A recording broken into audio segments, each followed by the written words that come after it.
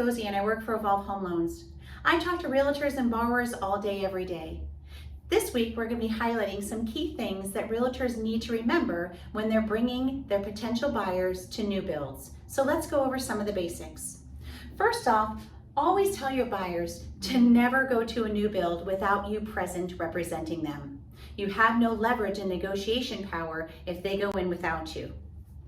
Another thing to remember is that builders' agents represent the builder. They do not represent your buyer in this purchase contract. Upgrades and incentives are always negotiable during the purchase contract, so be sure you know what your buyer's needs and wants are when going ahead and writing a contract. Buyers need to understand that when they're looking at a new build, they need to be flexible on the close of escrow date.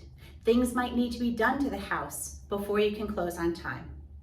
And lastly, new builds may qualify for USDA loans since so many new build communities are out in rural areas. So be sure you ask about USDA eligible properties. So let's go ahead and talk about builders' preferred lenders.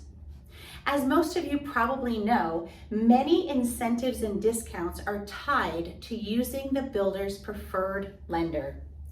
That can cause buyers to sometimes feel pressure to use the builder's lender through the process. Builder lenders don't pre-approve buyers before they sign purchase contracts. So that's something you need to be aware of to make sure that this deal is going to go through. Sometimes we receive feedback from realtors that the agents do not receive information from the builder's lender throughout the process. It can make it difficult to make sure that you close on time.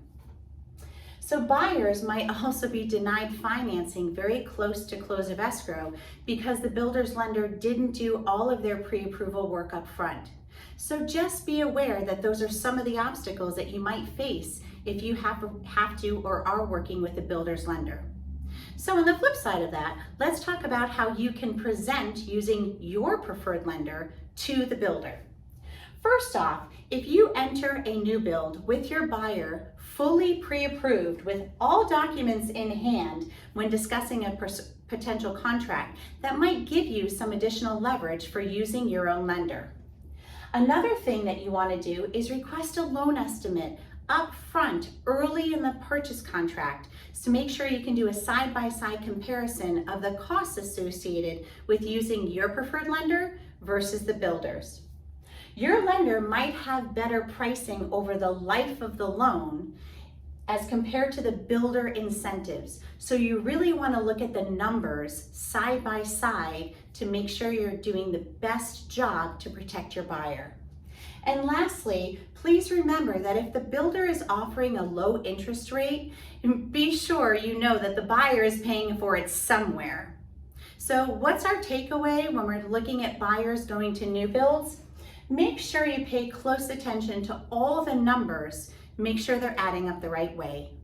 We will look forward to the opportunity to work with you and your buyer, whether they're looking at a new build or a resale in this purchase process.